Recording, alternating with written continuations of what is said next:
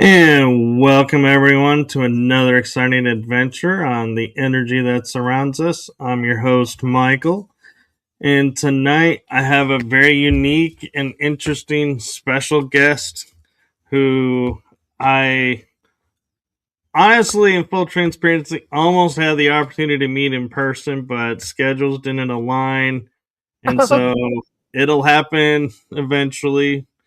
We are in the same state, so there is that likelihood. But with that being said, she brings something rather unique to the paranormal world. And so I am honored and blessed to have her on to share that with us. And so I'm going to stop rambling and I'm going to turn it over to my guest, the one, the only travel arranger extraordinaire, Tay Hamm. Hi, I'm Tay. I'm a paranormal investigator, but I also am a sort of travel guide in Texas, and I specialize in Texas haunted locations. That's going to keep you busy. Yeah. And the list is growing every day. Yeah, and so I'm kind of curious with your work. Do you find that there are certain sections of Texas that may be considered more paranormal in your perspective than others?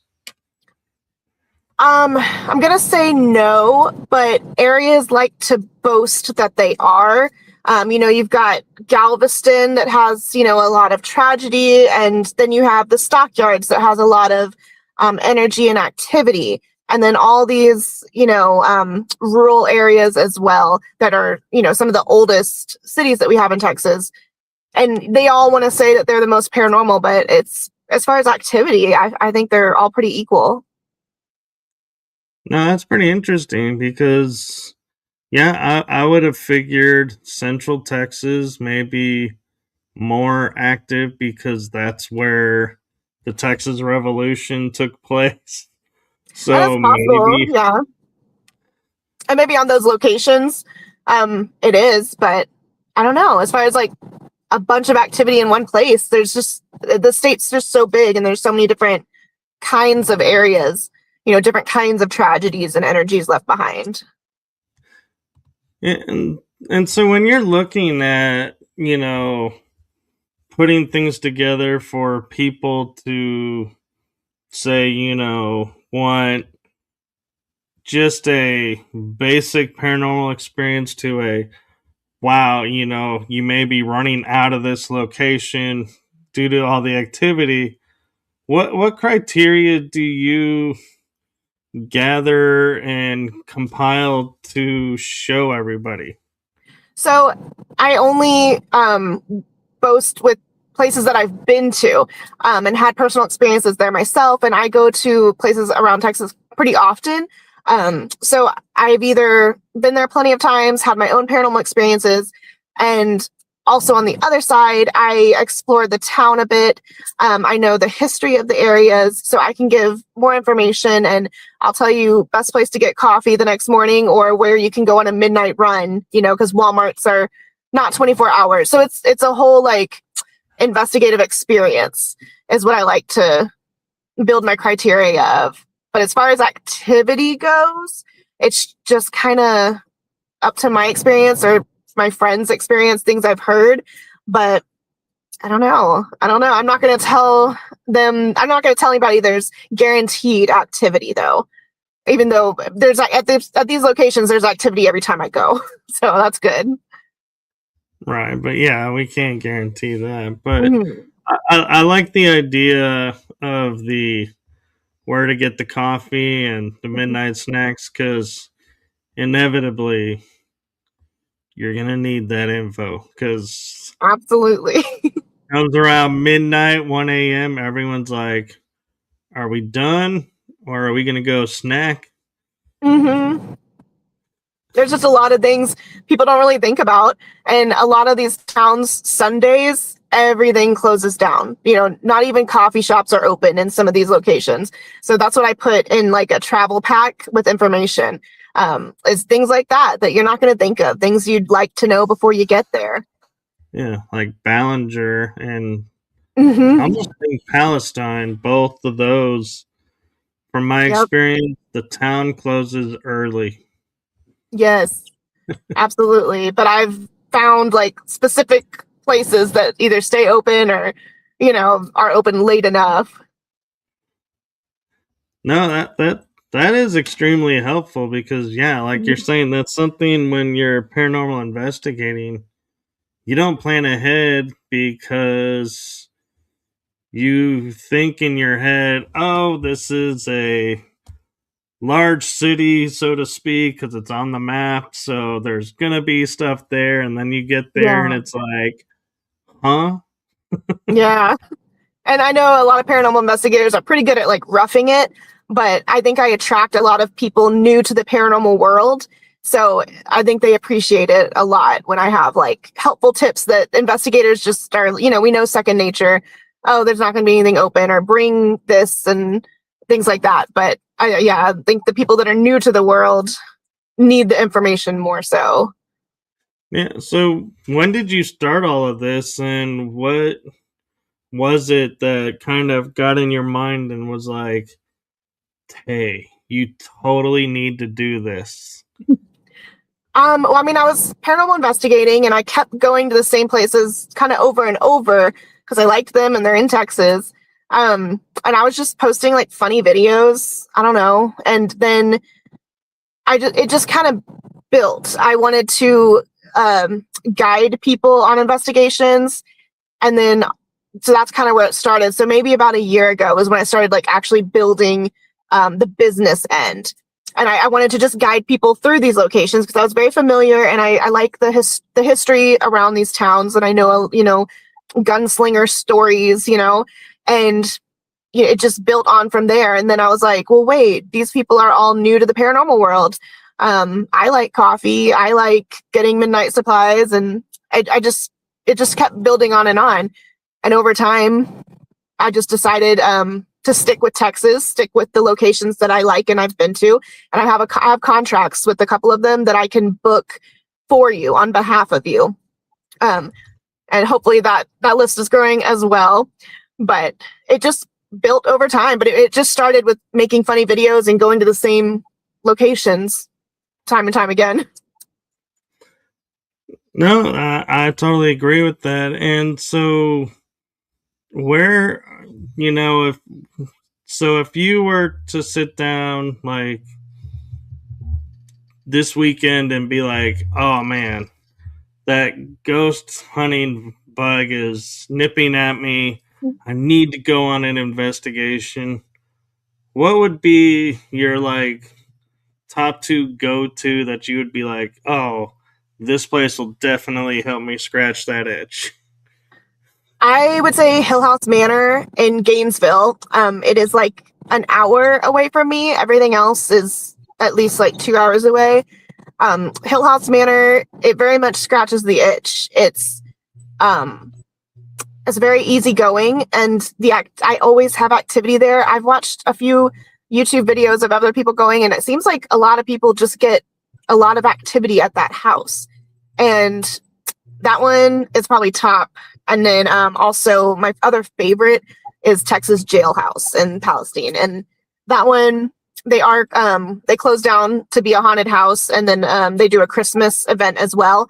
But any other time during the year, it's it's a fun place to go. It's not like it's a jailhouse built in the 1930s.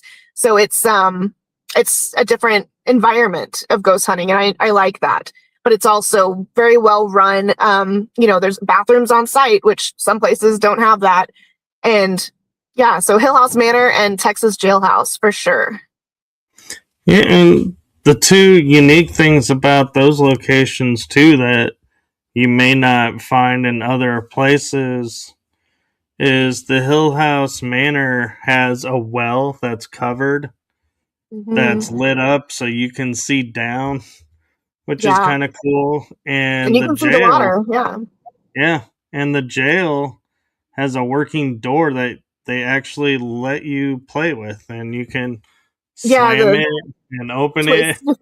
Yeah, they're just fun places to go. It's not just, you know, like and they're not like operational. Like I hate going to like an operational hotel, you know, where there's like people staying regularly. It just doesn't feel like you can ghost hunt. But these places are easy to get in, easy to ghost hunt. You know, it can be just you or a group of people, and you have enough room to spread out. No, that's true. And one of the unique things about the old Anderson jail or Texas jailhouse in Palestine is they give you the history of the town, and the humorous part about it is it boasts to be the actual city of the dead because there's more dead people than living, Mm-hmm. and they're right by the cemeteries, and so they'll be like, yeah, go walk over to the cemetery, go check it out, it's It's a really beautiful large. cemetery there. Yeah, and it's separated out, and so depending Mm-hmm. on which section you want to go into, so it's interesting. And one of the things that you can do to break up, like you're saying, because you may go there many times, is you may say, okay, let's do the Civil War section of Mm-hmm. the cemetery and investigate. Next investigation, we'll do the 1900s and early 1900s, and and you can use that and break it up a little bit. Absolutely. That's why I like places like that where they have other things to offer. And even the jail itself, you have two full floors, you know. So, I mean, we spent a lot of time on the second floor. And then the next time we went, we spent like the entire night on the third floor and getting evidence. So, you got plenty to Yeah, split up and just come again. yeah, and I mean, and there's trigger objects in the jail because they had the pink cell and they Yeah. had the working shower, but I don't recommend using the working shower because it is on camera, Oh, and yeah. that camera is online, so I wouldn't recommend it. Yeah. But I like the pink cell, the Delk, Monty Delk cell. Yeah, Yeah, he's a good story. It's I did I did an Estes method in that cell, and I was handcuffed, and uh, there was some answers that made pretty well sense. I've got it somewhere on my Facebook, but that was probably the most interesting Estes method I did in the jailhouse, and yeah, it was weird. It was saying there was something they were answering for sure. yeah, and the way it's that jail is laid out is interesting too because it's like the office is right next to the cells, and so it's Yeah, like the guards would always literally be right on top of, and I'm sure that led to some scuffs, because it's yeah, like you literally had no privacy there. yeah. And then the middle, like where the catwalk goes around the main cells, that one Yeah, always was interesting to me. That's where we slept, was in that main area, but like that was their life right there, and then to the table, and maybe they got to go out, but just small confined space, which I know is jail, but to me it's just a little extra at Texas yeah. jailhouse. Well, and the other thing that a lot of people may not realize is the jailhouse.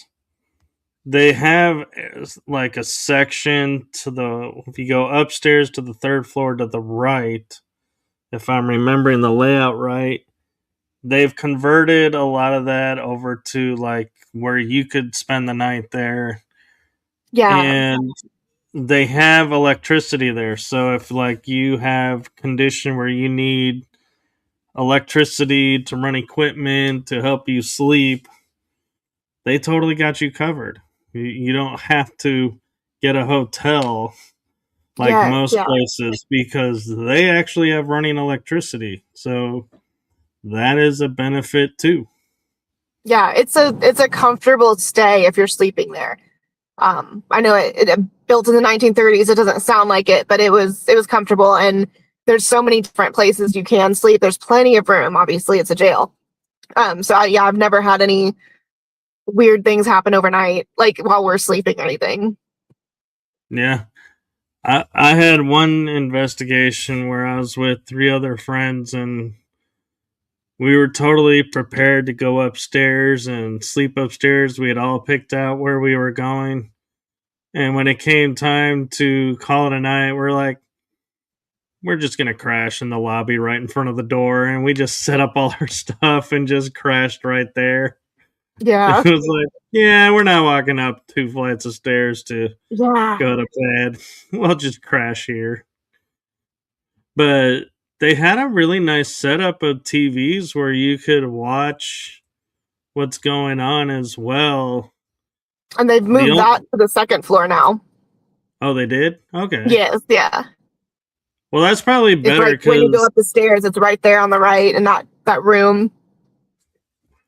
it's probably better that way because there were a few times where if you have team members that have a loud enough voice at a normal pitch, you would hear it come up from downstairs, and you'd constantly be like, "That's the TV. That's the Yeah, TV." yeah, And you're thinking, "Did I just hear go?" Nope, it's the TV. So it's probably better that they moved it up. yeah. I don't know why that decision was made. I just know it when next time I went, I was like, oh, you have to go upstairs to watch them now. But yeah, I think it's more the way it's set up upstairs. It's just more organized. I don't know. Yeah. And so, what's your opinion? Well, before I ask that, I should say, have you gone to Ballinger recently? I have not been in a few months. I'm going to be there October 10th through the 11th. That's going to be my next, actually, self plug. That's my next ghost hunt event that you can buy tickets for. So that's all on my Facebook. But for Old Park Hotel, that's where I'm headed in October. I was itching to get back there, and that's an interesting town itself. One of those that just, Right. like you said, closes down early and nothing's open on Sunday.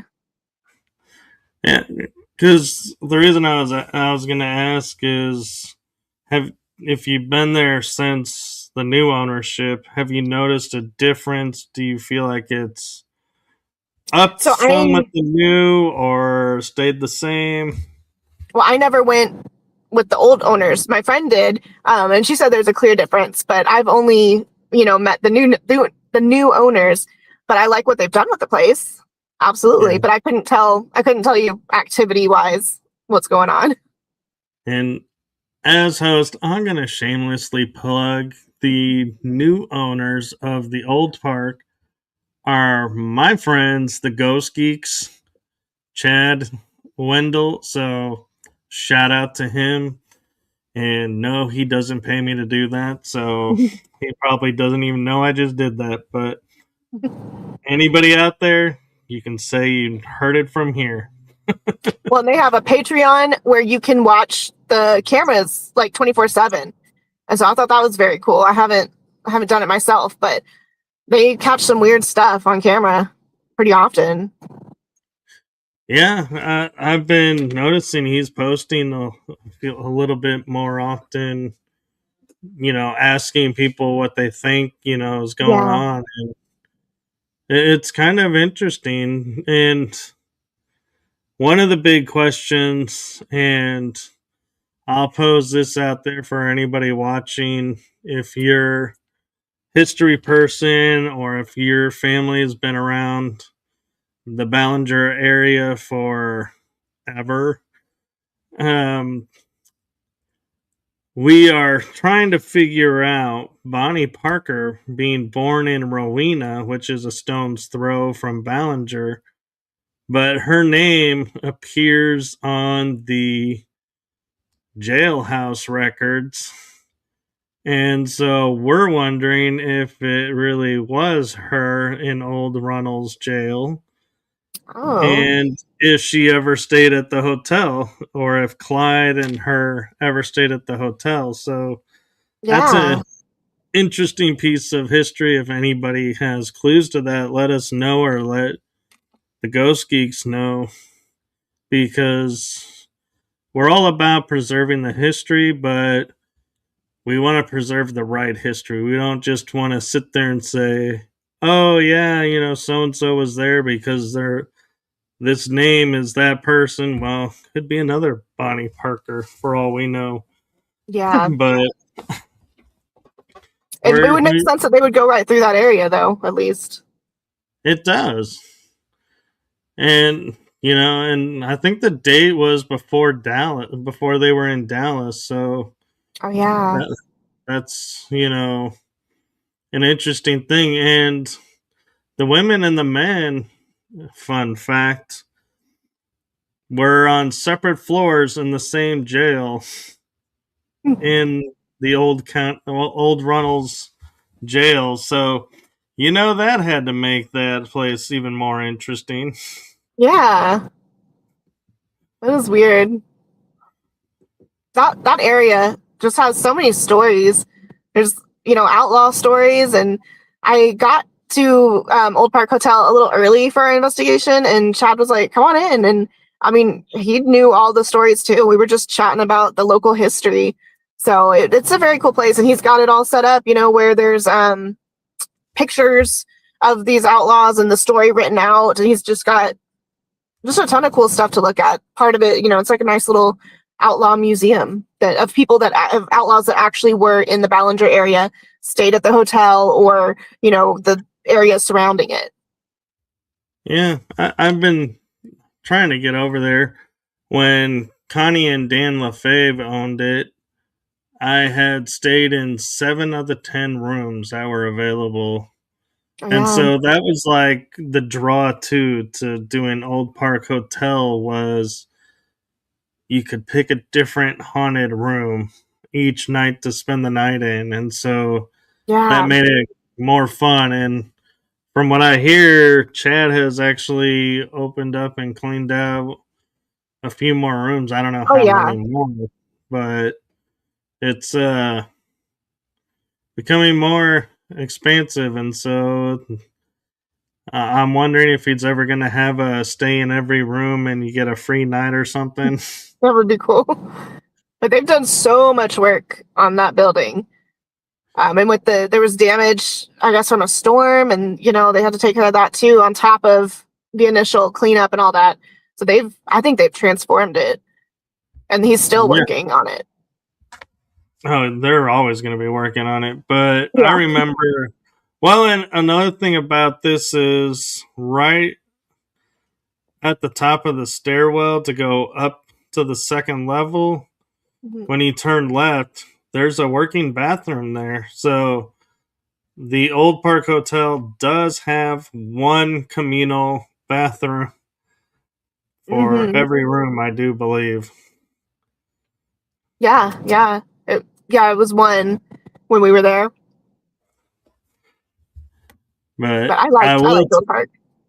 yeah, I will tell you though, there is a few room. Well, when I was there was like one room that was down the stairs. If you went towards the back of the hotel where you could sleep, it was known as the Bonnie and Clyde room, actually. But that hall, pretty much farthest from the bathroom. So Yeah. keep that in mind if you're going to book there. Book Oh, yeah. accordingly. Not a long walk, but you're walking a little bit. Yeah. And if you're one of those that waits to the last minute, yeah, you're going to be wishing you hadn't. I don't even remember where I slept. I slept on the couch downstairs. We had like a little sleepover. Um, yeah, I slept on the couch. We didn't go in. We didn't sleep in the rooms. So this time we're gonna sleep in rooms. So, does he have it set up to where you walk in and there's like the store area or greeting Yeah, kind of like area?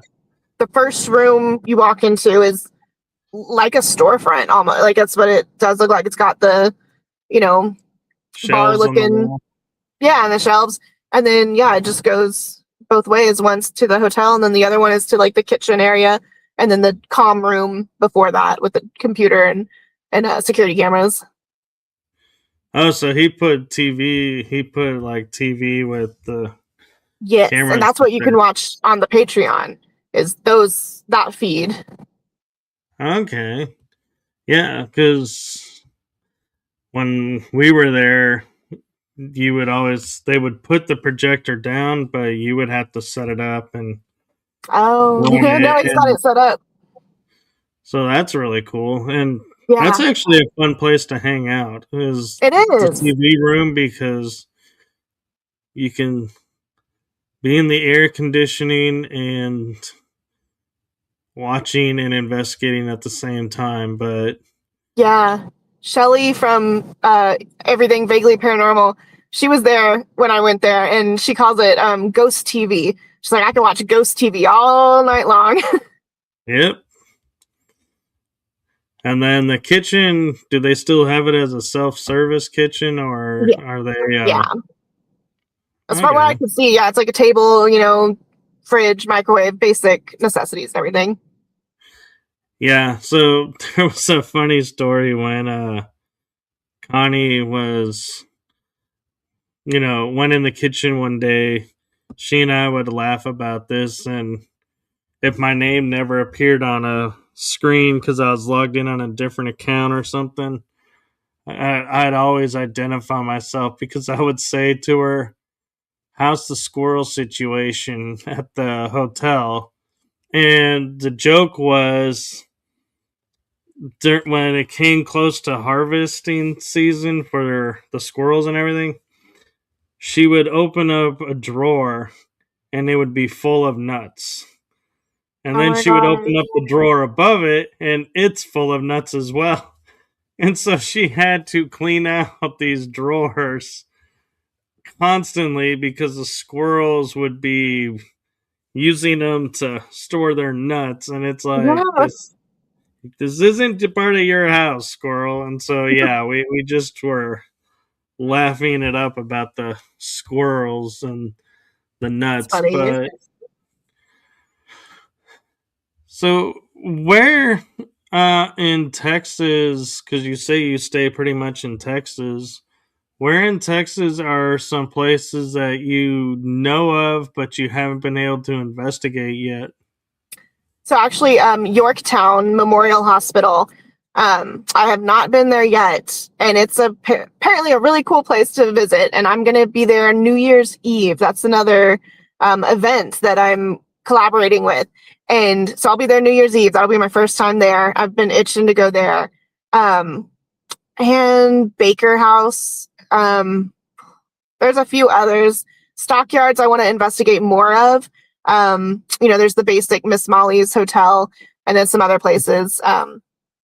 Yeah, and Jefferson, Texas has a few old hotels. I stayed at the Jefferson Palace Hotel, which is fantastic. But there's also the Excelsior, and another one like across the street. So The a lot of con. random little places to check out that some of them I haven't been to yet. The con is the one across the street, That's it. and Yeah, the con. that's the only one I haven't stayed in, is the con. I And so, I want to, but I want to stay at the Excelsior first, and I'm actually going back to Jefferson in like 3 weeks, I think. So we'll be spending another weekend there. that's pretty cool that you check it out, because I usually end up in Jefferson around the HHL, the History Haunts Legends Oh yeah, conference. Have you ever attended one of those? no, I haven't, but I saw then they just have one like a couple They weeks ago. they do one in the spring around Okay, April, Mayish, and then they do one at the first or second weekend of November. okay, so I probably saw it advertised then for November. But So yeah, I might check that out. so what the draw to the History Hunts and Legends is, she does where you have speakers who talk about paranormal stuff, and some of them are authors. And so you get to hear their stories. And next to where the speakers are vendors, so you can go and get souvenirs, books, or candles, or different type of items. And Then everybody goes to dinner, and then that night you walk and you spend like, I think it's like 15, 20 minutes at a location, and there's a team or a group of people there that'll show you how, what's the paranormal history of the place, or what's the how to use equipment or how to investigate. And so you then, and you get to 5 spots. They rotate between 5, and then everybody calls it a night. So I kind of call it like scouting. You get to Yeah, go check experience it the out. spot, see if it's worth going back to, and then go back. And Jody Breckenridge, I think is her last name, she hosts it, and she hosts the Jefferson Ghost Walk. And so the night before the HHL, she actually does a ghost walk of Okay, Jefferson. And so it's really cool. It's a I lot of might do fun, that. I but might look at the HHL this time. Yeah, November. Yeah, yeah. because I love that Jefferson area. The whole town is just quaint, I guess, but it's nice. I like it. Yeah, it's small and everything. And there's a question for you we haven't gotten to yet, but I'll let you answer. Rainbow Flame Wizard is asking, what's your most craziest story that you went through? Um, I so most recently, the first time I was actually freaked out. Um, it was in April. It was actually on my birthday. I rented Hill House Manor in Gainesville just by myself. It was birthday gift to me. I was like, I'm gonna go just hang out by myself on my birthday and investigate. And I did. And I've been there alone, plenty of times, but I've never felt bothered. I don't know. It's like they just ignore me, and that's fine. But this time, and it doesn't sound um too crazy, but in living it in the moment, I was surprised. I went through the kitchen to the bathroom, and all of a sudden I just hear footsteps, boom, boom, boom, boom, boom, like rushing towards me. And I'm sitting there, I'm about to turn around, and I'm like, I'm getting robbed. I'm about to die. Like somebody's coming in here to mug me. It was so loud, so prominent. I was for sure it was a living human that had broken in, and I was about to turn around and be like, you can't be here. What do you want? And there's nobody, not a single person anywhere. And I was just, and it's like, I know it's just footsteps, but it was just so, I was so sure that it was a living being making that noise.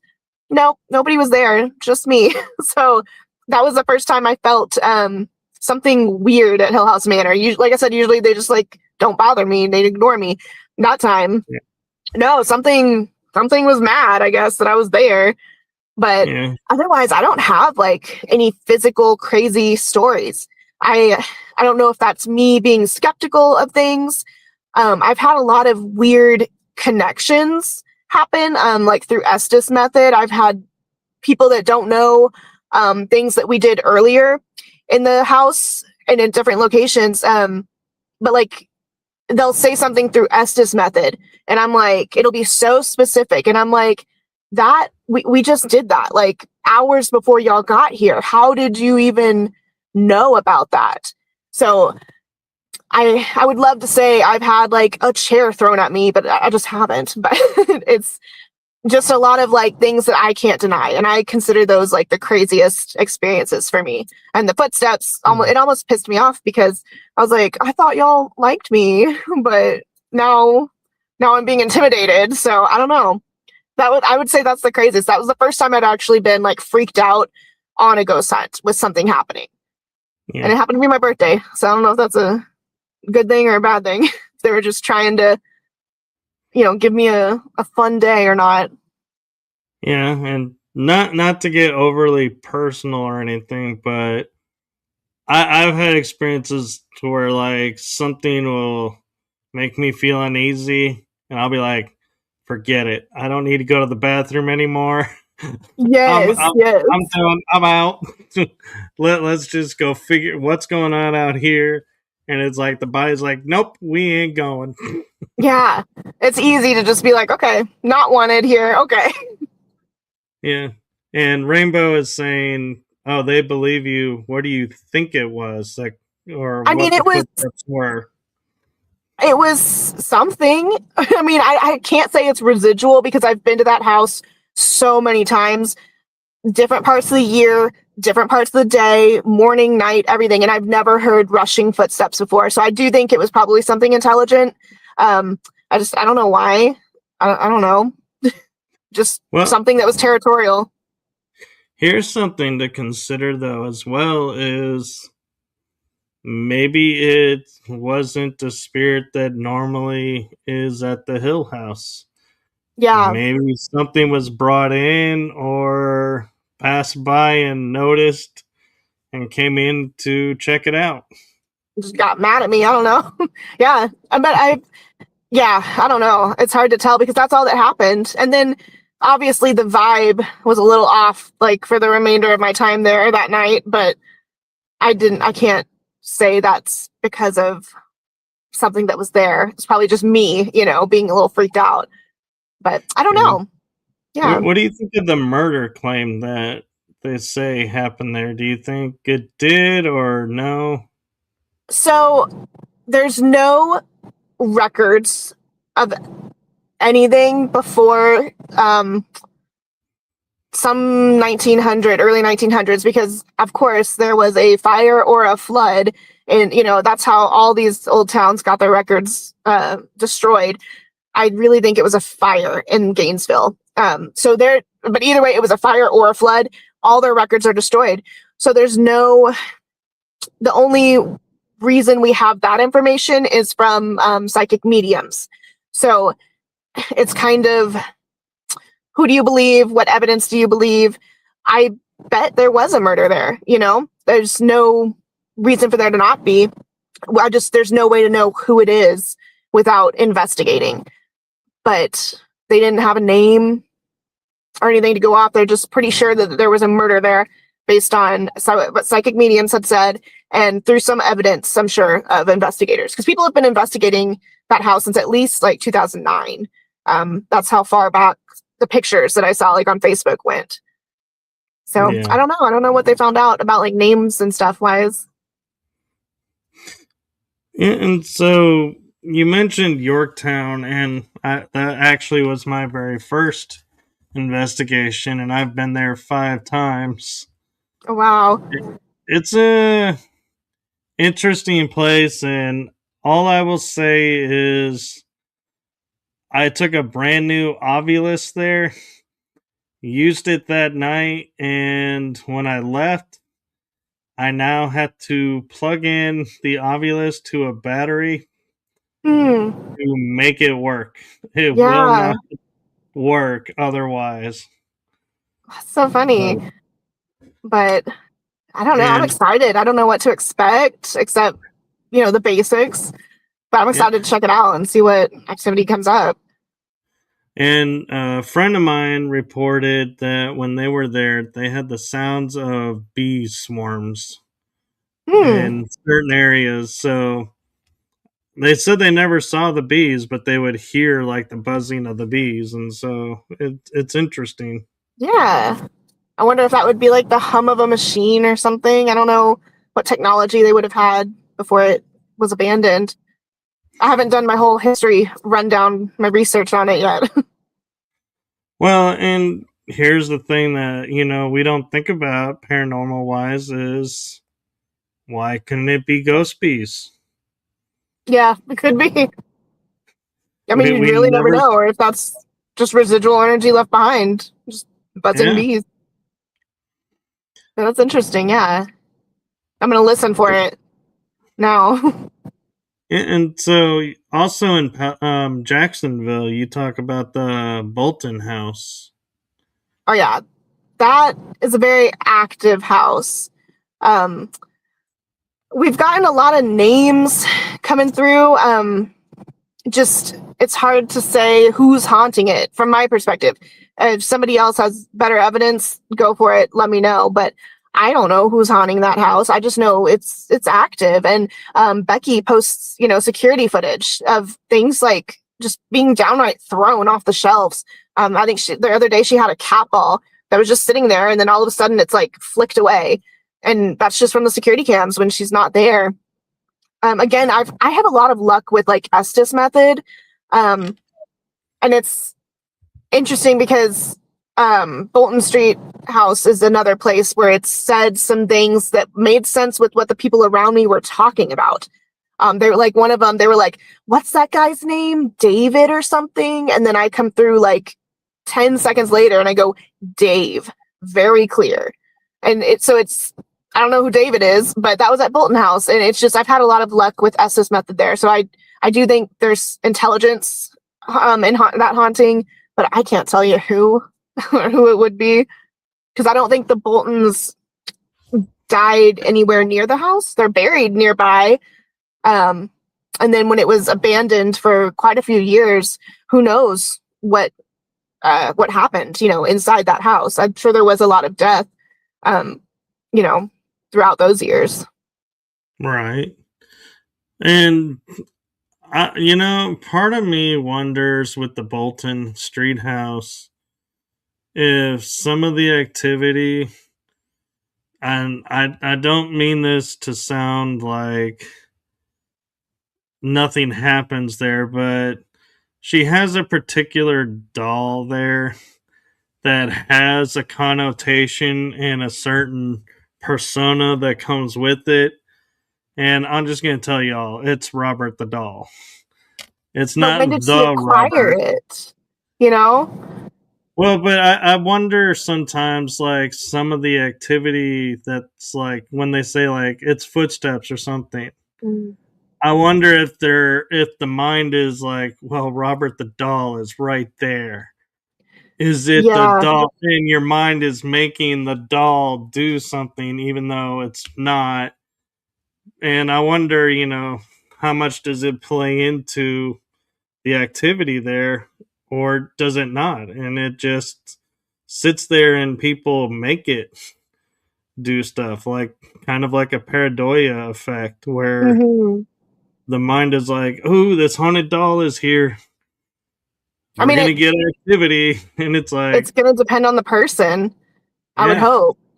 Because I mean, where he's sitting up the stairs, that that little hallway. I mean, we were in the servants' quarters, and I mean, we heard talking and like not running footsteps, but footsteps, or like you just said, right near where that doll was, and it's like I know I heard that, but I don't. yeah, I don't know, because if he's an extension of Robert the doll, how it depends on if you believe that, but I'm super skeptical of things like that, like certain dolls that aren't the original or something like that, but maybe that area is particularly active in the house and that's just where she put the doll.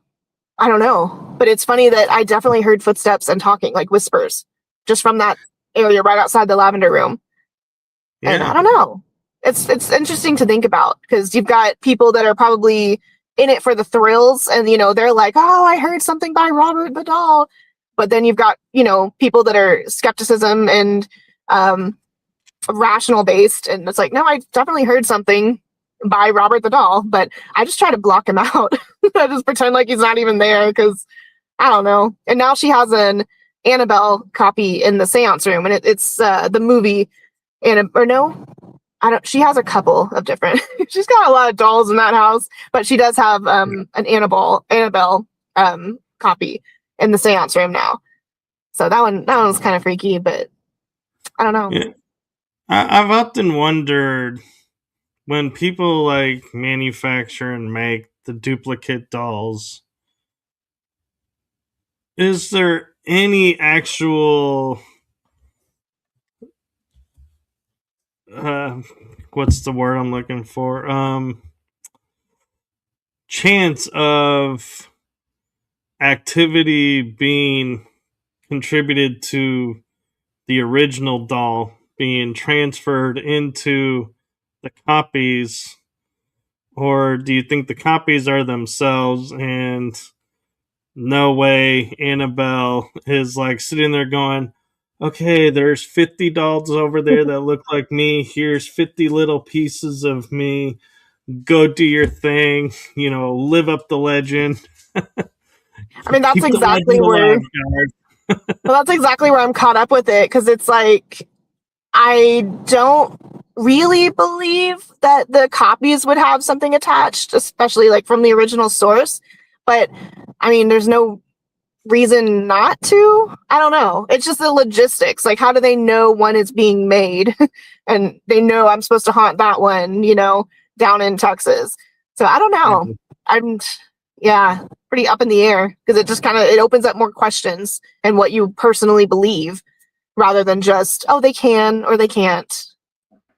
Yeah, and here's an interesting thought too when we, talking about like attachment is, let's say Robert the doll, you have one and a piece of the arm gets torn and you happen to be by the original Robert the doll in Key West and you talk to them and they're like, yeah, we happen to have this, extra that, was found with him. Do you want to use this to patch? In which case, does that now undo to the copy part of the original? I And don't what would know. happen if, you started taking pieces from the original to mend copies? Would, I would you be spreading it, or would I you would just say if release it's the stuff? real that um taking a copy from the original would hold whatever haunting was there. I mean, and can they separate themselves like that? Or are they just, I'm inhabiting this doll and this doll only? I don't know. Again, it just opens up so many more questions than answers. It does. And it also, I find it interesting because it used to be you had haunted dolls, and that was that. Now there's haunted dolls, vessel dolls, Mm-hmm. different dolls doing different things, and it's like, how, why, when did the doll become more than a doll? I think it just gained popularity, and it became an easy thing to be afraid of and an easy thing to entertain people with. And then, of course, the Annabelle movies, like, there's the original Annabelle story, but the movies just, which I liked the movies, I'm not going to lie, but it was more entertainment and people want to be entertained. And dolls just became, the next means of paranormal entertainment. Yeah.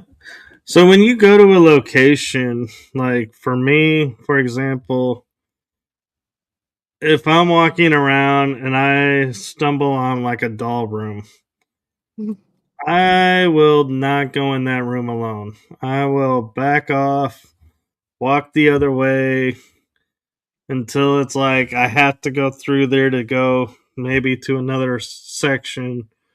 But I'm like, if I don't have to go in there, I don't go in there. Same. You so you're the same way. You avoid doll rooms if you can. Yeah. I don't know why. It's just a lot of eyes and I don't like it. But I don't think they're all haunted, if that makes sense. I don't like dolls. I've had to like desensitize myself to dolls. If I'm gonna go to these places, there's gonna be doll rooms. So I've just kind of gotten used to it, but I don't like dolls. But I don't Well, think every single one of them is a vessel for a haunted soul or something. yeah, I don't think that's what freaks me out. Why I don't want to go in there is I don't like going in and you're seeing like the dark rings around the hole where the eye is supposed to be, and you're like, there are no eyes in that thing that's looking at me. It's like that's what's Yeah. creepy. Is it's like your mind all of a sudden is like, this thing is looking at me and it has no eyes.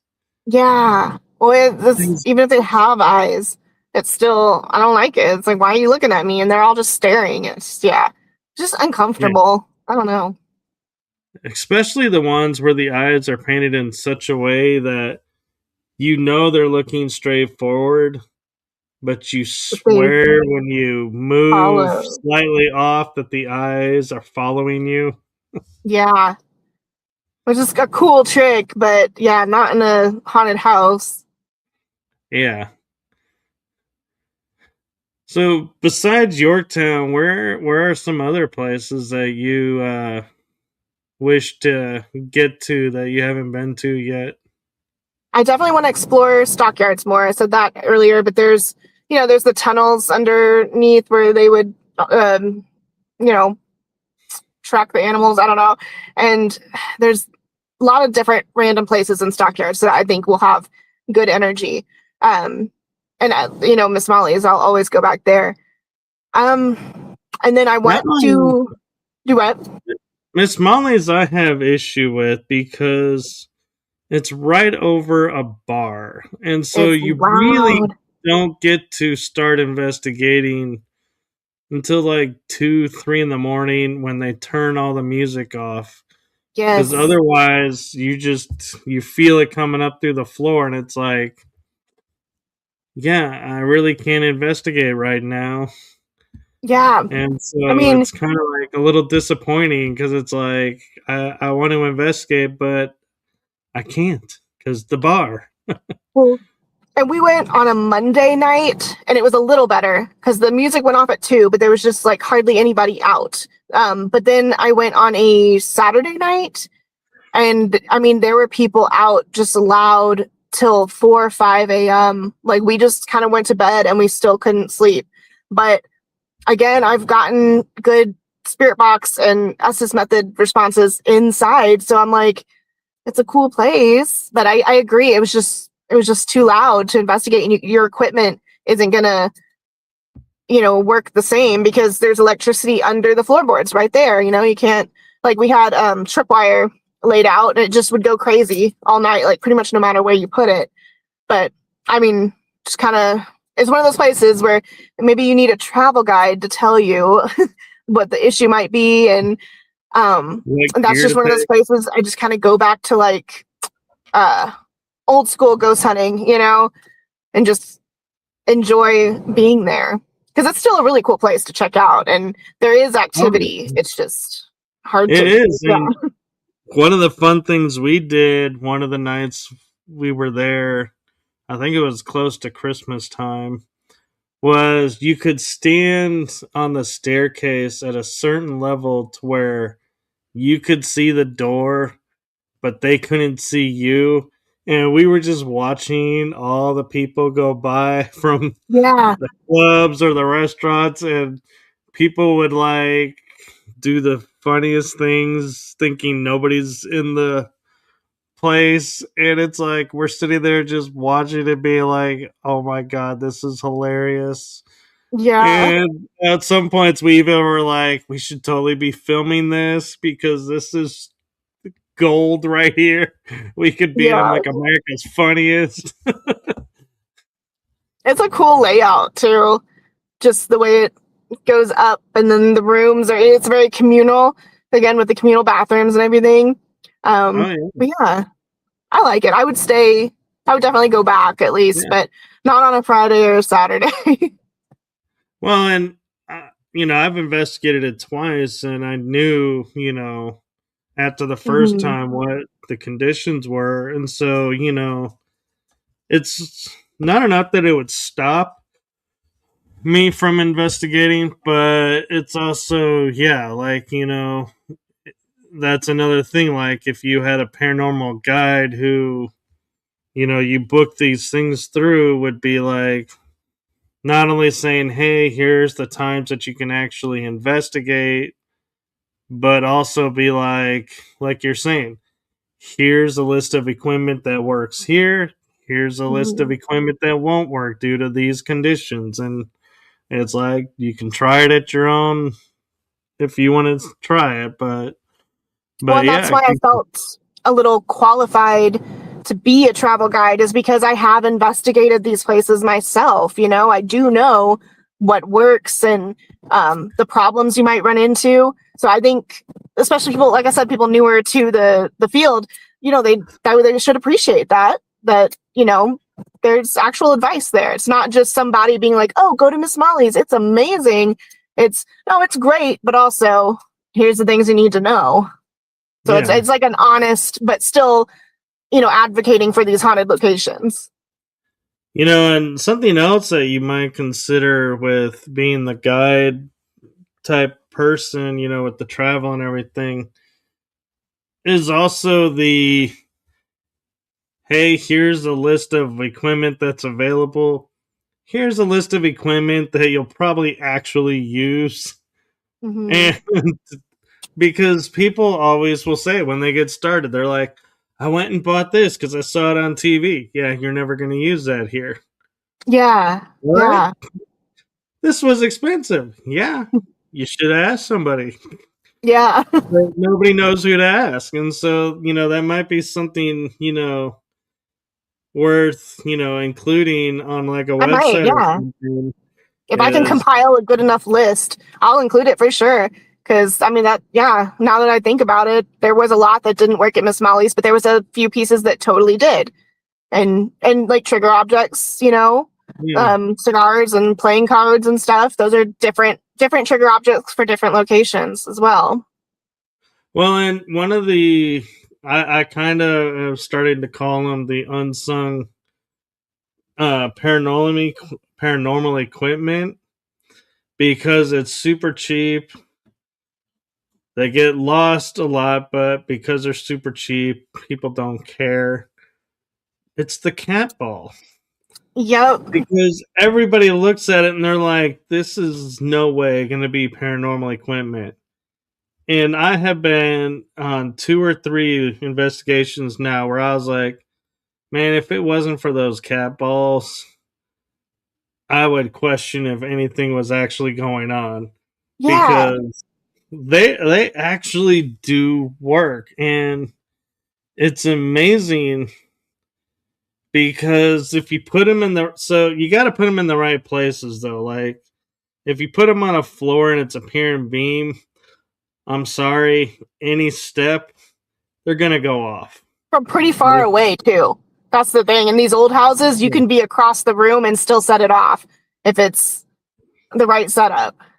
yeah, but like a slab, yeah, you're not gonna set it off, especially if it's in like wedged on something Yeah. on the floor. It's like something had to move it. So there was no Yeah. like, even if you did a tap dance, you're not moving it because it's wedged.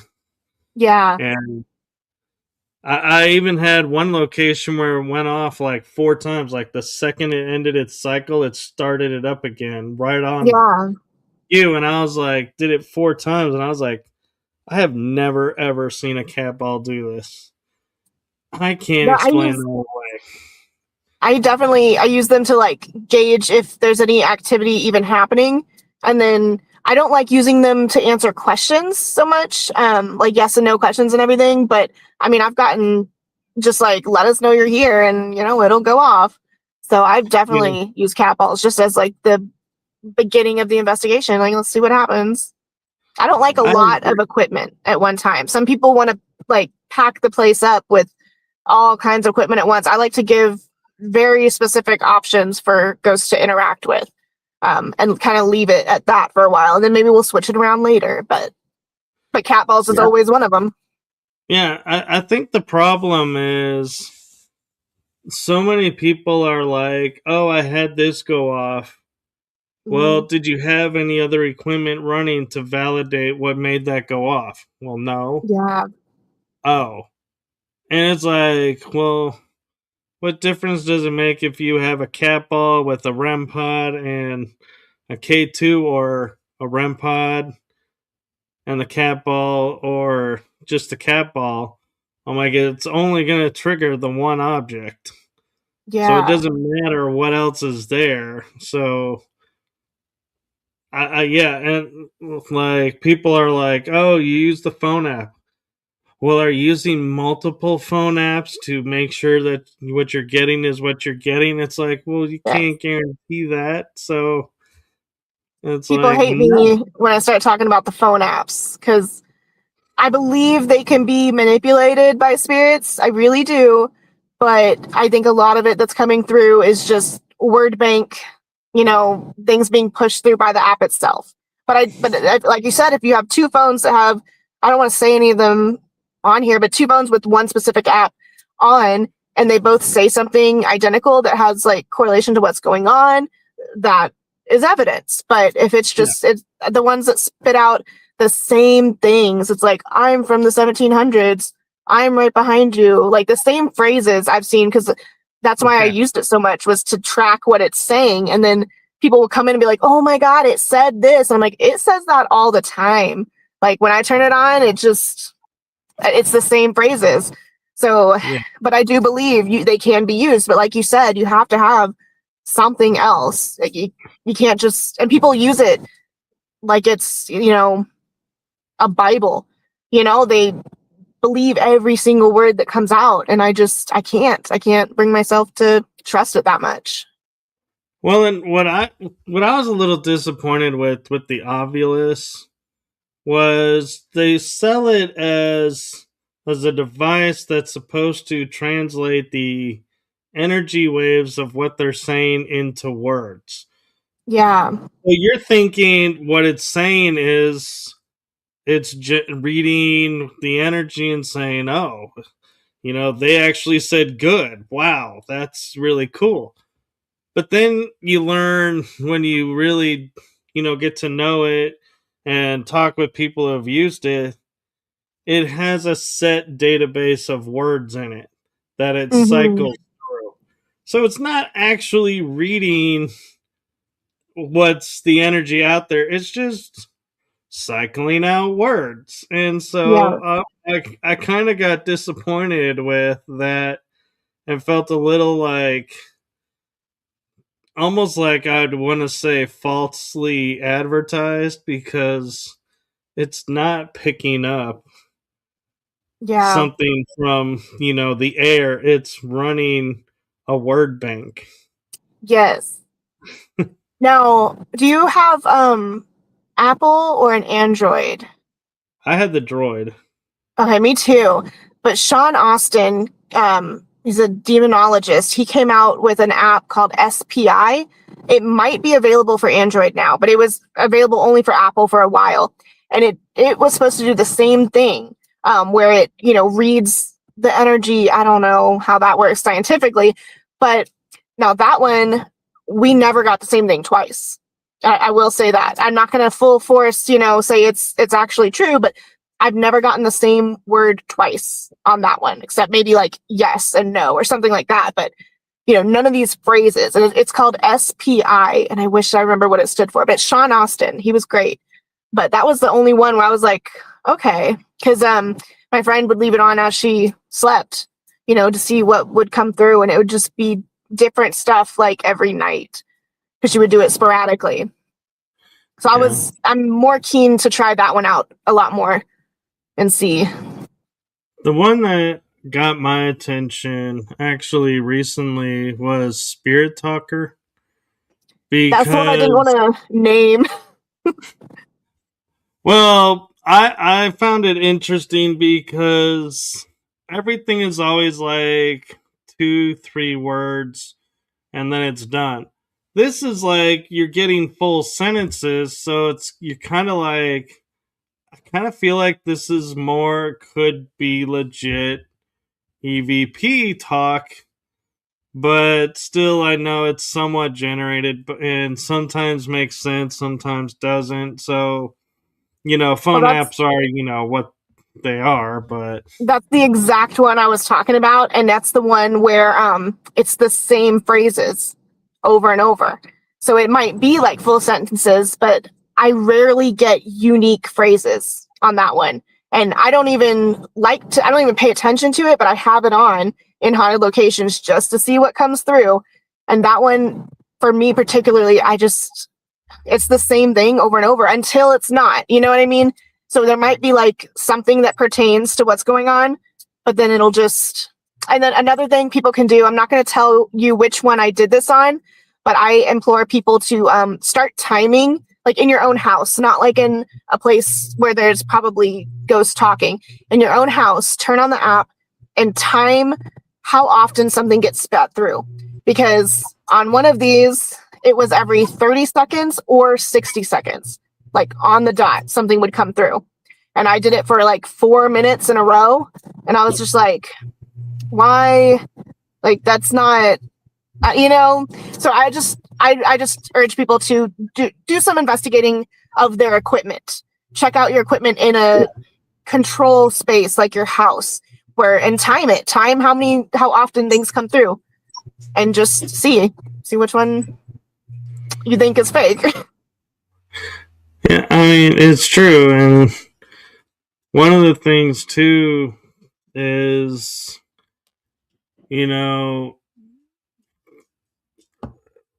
trying to think how to word this. So when you go on like military ships, it's really hard to use some of the equipment because even though the ships are deemed derelict, there's still power, or there's still, function to some of the areas and not the others. But you're in a metal container, basically. So if one room had electricity, the entire ship pretty much is going to be an electric charge. So your equipment is going to go off. Yeah. And you're going to get false positives only because that's the condition. The visionary Eric J says downloaded SPI on my Android. So it is now, on the did you download it right now, or have you had it and used it? Because I want to know what people think. Because I like that app. I just haven't used it enough to test it out a lot, but it showed the most promise. Yeah, I kind of have gotten away from anything that generates words. Mm-hmm. And my beef with like the SB7, I ended up giving mine away. I gave mine away personally because I don't like the static. Yeah. Visionary says just now. He did it just now. But the SB7, so I am confident it's probably a great piece of equipment, but when you say listen and hear what's coming through and you have static on the bottom, all I can hear is that white noise static.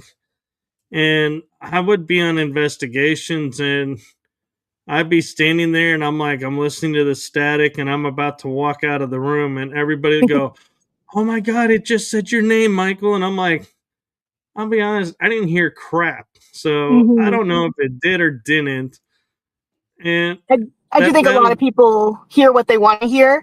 But a lot of times I've had luck with the SB7 where it's just so clear. And I recorded sessions. Like I would, put my camera up and record the session. I have actually a few on YouTube where it's just so clear, what they say.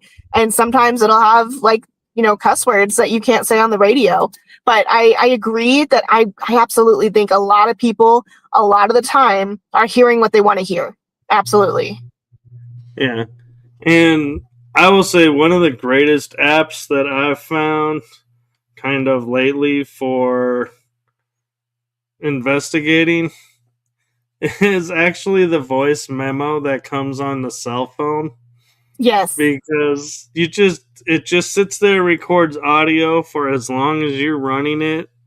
And that's what it's meant to do. There's no gimmick, it's just meant to record. Yeah. So it's what else, like ghost hunting equipment sometimes goes too tricky with it, trying to predict what a ghost would say, but something like a recorder is just so straight based that I find that more trustworthy when you use just basic equipment. You know what I mean? Like a simple recorder or a voice memo. Well, and the nice thing about it on the phone is, let's say you're in an investigation and you record, say, the infamous 2 minute burst EVP sessions, where you record 2 minutes of question and answer, Hmm. and you actually get a response. You can go in on your phone and slide the thing to where you have the question being asked, the answer, and then you have the option to put the next question start and trim it. And then you can share it right out and say, hey, what do you all think this is? And it's like super easy. It's Yeah. almost like foolproof, but I have the hardest time with doing that with evidence, because I feel like when I go to post, like, let's say I got a EVP on an audio recording, and I go, hey, here's a 30-second clip of this 2 minute clip. In the back of my mind, I can't help thinking, what happened on the other minute, 30 seconds? Why isn't that included? And did But if you this post the happen whole in this thing, way? if you post the whole minute and a half, people will be like, well, it's boring. And it's like, well, Yeah, that's what it I is. know. It's like A lot of nobody wants nothing. to watch the whole thing, but then I always sit there and go, but how many times when this is trimmed down and edited down do they go, oh, this is edited. So how do we know he didn't take something from here, from somebody Hmm. else, put it in here, and voila, now he has an EVP. And it's like, that's the problem I have, with the mindset of, how do you determine what to post, what not to post, Hmm. and how do you please, yourself, and knowing I'm putting out, a great thing. This is, I stand behind this, and sit there and know this is going to get nitpicked by everybody, because they're going to say, oh, this has been edited. How do we know you didn't fake this? And it's like, really? Well, and that's why if people are going to post online and try to build an audience, they have to build that trust first. And a lot of people, I guess when they get big or something, they just lose the community of it. They lose the trust behind it. People are now following them for entertainment. But I feel like people follow investigators for their evidence. And so there's a lot of trust involved between investigator and audience. And I always put on those because I do trim them down. I do try to put a note that says like edited for time only. I forget how I word it, but just in a way where it's like, okay, I clearly edit it for time, but as long as the answer came after the question that I asked, I feel like you just gotta throw it out there and see, yeah, because people do, Yeah. they nitpick. Yeah. And I'm kind of curious, as a paranormal investigator, when you watch like the paranormal TV shows, if you watch them, do you feel like they do a service to the paranormal field, or they are more pure entertainment and not really doing service to the quality of paranormal investigating? It's more bringing entertainment awareness. Well, and there's a great divide in that, whereas some people are investigating real and some people are purely entertainment. I don't know if I should like bash people's celebrities. Let's say there's some celebrities that are clearly entertainment purposes, but they represent the paranormal world to people who aren't really, involved with it. And then there's other celebrities that are clearly investigating. They try to debunk things. So it's just, I don't personally watch a lot of shows out there. I have a little kid, so it's hard for me to sit down and watch shows, but it does kind of suck that there's a lot of entertainment out there that's not actually investigating. Even on YouTube, I've noticed there's a lot that do it for entertainment, and it's just kind of hard to decipher because your audience size gets bigger and bigger, and that draws in more people who aren't as into the paranormal as your original audience was. Your first audience is going to be people that are really into it, and there's a line that gets crossed into entertainment, and it's probably different for everybody, but it does suck that those people kind of represent us as a whole to the world. Yeah. And talking about shows, like, you mentioned, having a child. I sat back and realized one day, looking at like cartoons that I watched as a kid, and going, oh my God, I totally missed something so obvious. Mm-hmm. How did I miss this? And what it is like, so I watched cartoons like Funky Phantom, which was a ghost from the 1700s who was helping these kids solve mysteries. That's Then you cool. had Scooby Doo doing that, but Mm-hmm. there the ghosts were real people. Yes. Then you had Casper, but where I'm going with it is there have been ghosts in cartoons pretty much every decade, but Mm-hmm. yet we sit there and we say, well, nobody really noticed ghosts on TV until certain paranormal shows started. And I'm like, no, they're not the ones that started it. All these cartoons did, but we're completely oblivious to the fact we're looking at a ghost Yes, it talking to doesn't feel the people. same. Yeah. Well, and It's they're like so I look, serious now. All the shows, they're all serious, and I'm not a serious person. So like the cartoons would have been, more up my alley, but it's just whoever's attention it grabs. yeah. And I can't help wondering, like realizing now, watching ghosts in cartoons, is that what kind of planted that paranormal bug It's very and possible. grew later? And it's like that seed came from watching these shows as a kid and just never realized that that was there. It's like, but have you ever done that to where you go back and you watch something that you watched like as a kid or a young adult and you're like, oh my God, I am totally, researching that now. How did I not know this was in this show? Yeah. I mean, I watched a lot of Hey Arnold when I was younger, and looking back on it now, a lot of the problems that they faced are like real adult problems. And but as a kid, watching it, it was fun. But yeah, just things you don't Yeah. notice. And it is different just watching it from a different perspective, different age. Well, and I kept hearing people talking about a specific show that they watched as a kid, and they were like how cool it was and everything. And I was like, I had never heard of it, and I don't know how I never heard of it, but it was the Magic School Bus. Oh yeah, I've watched that a lot. And Yeah. I was like, and somebody, I was talking with somebody, I was like, what is this? And they go, well, it's about this teacher who takes her class on a school bus that shrinks down or transforms into different things, and they go on these adventures. And I'm like, how did I never hear about this?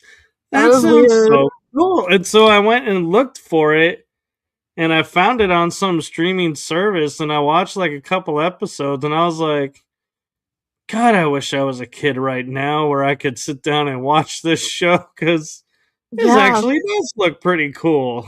We watched it in school. Like they would show us episodes in school. It was very much in my childhood. Yeah, my show for education was like Wishbone. I liked Um, Wishbone, yeah.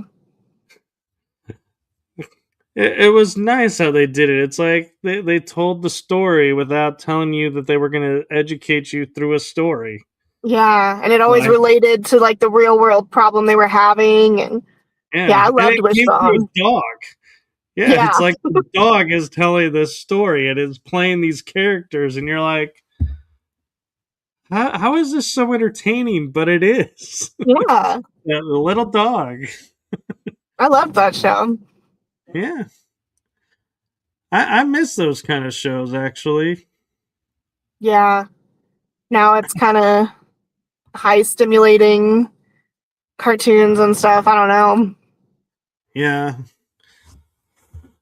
But, so we're actually approaching an hour and a half. And so I know you probably want to get inside and get, back together with your friends. And I do appreciate you taking time out to do this.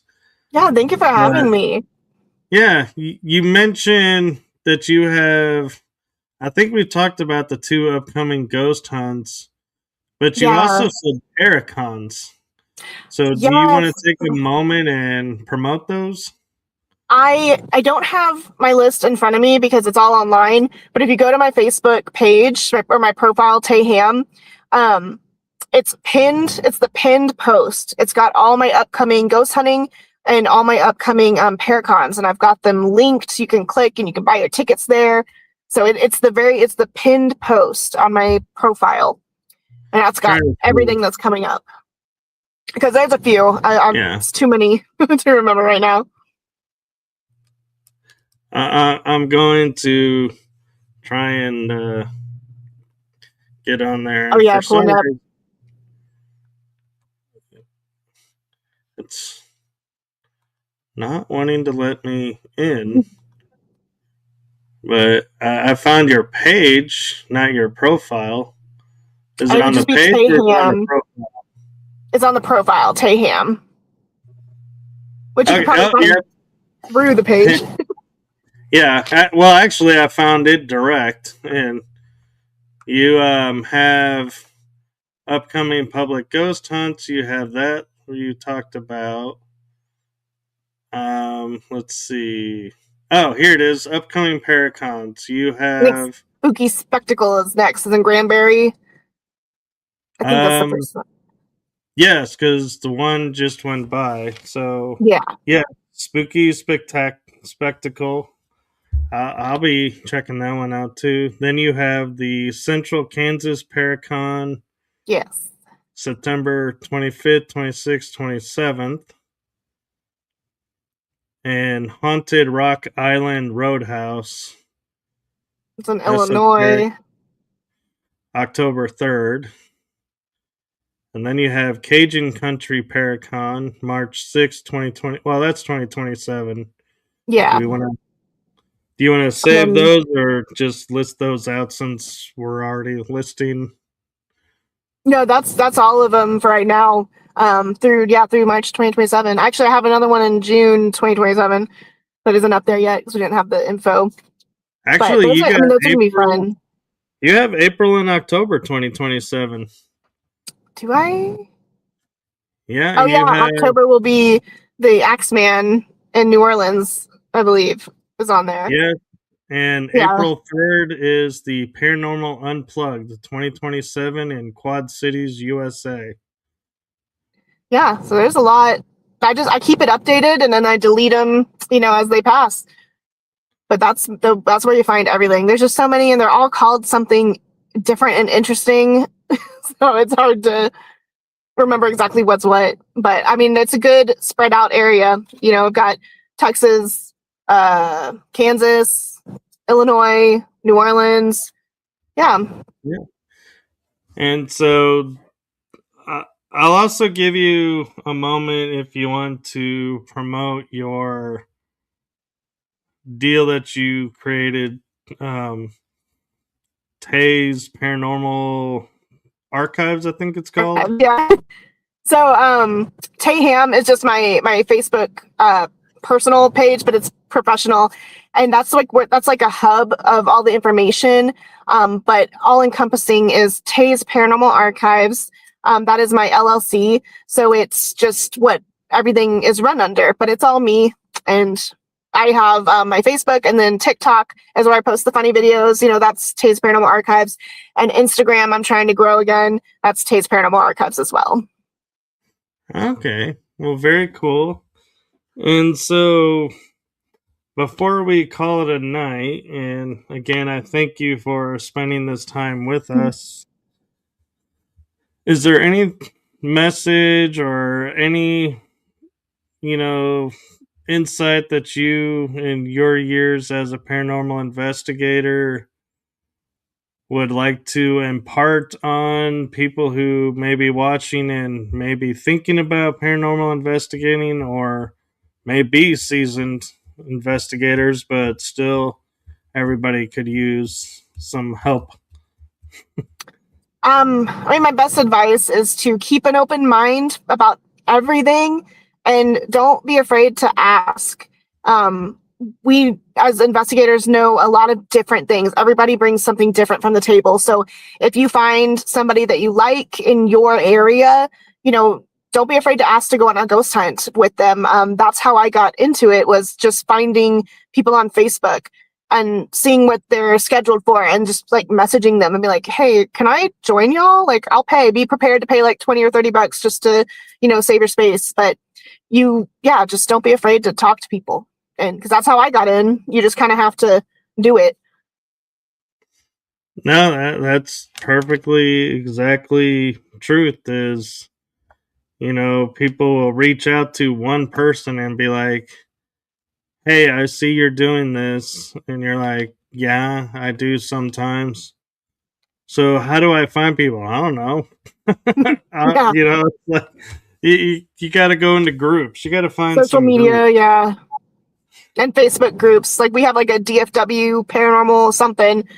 I'm going to tag some on my page. I'm going to do that. But there's a lot. You just type in random words like that, like DFW paranormal group, and it'll pull up a group, with a lot of people posting. So yeah. Well, very cool. And so before you head it out, I just want to say to you, from my heart and the heart of my show, to you, thank you for what you're doing for the paranormal community. And thank you for what you do, period, for being you and bringing some fun back into it. That was my goal. Bring some light into the dark paranormal world. Yeah, so thank you for doing that. Thank you. And so I know you gave me some social media links and they're in the description, but if people want to reach out to you for, services such as, help with locations, or maybe just want to team up and collaborate, maybe, what's the best way to get a hold of you? Facebook messaging is where a lot of people contact me, because that's usually where they come across me. And, my email is just taysparanormalarchives@gmail.com, as well as I have my website linked. It's Canva. It's a landing page, but it's where all my information is, where you can contact me. But I mean, businesses are so casual now. Facebook messaging and TikTok is how I get a lot of customers, actually. So, yeah. Well, very cool. Well, thank you, and thank you for sharing your time with us. And in full transparency, I will say that she is on a fun adventure right now, so she took time out to do this. So I'm not going to take up any more of your time. We're going to call it down. And thank you so much. And anytime, if you feel like you had fun and you have something you want to promote, just message me. We'll see about bringing you back on. Okay. Thank you. Thank you. All right. Well, have a good night, everyone, and we will see you on the next episode. Good night. Bye.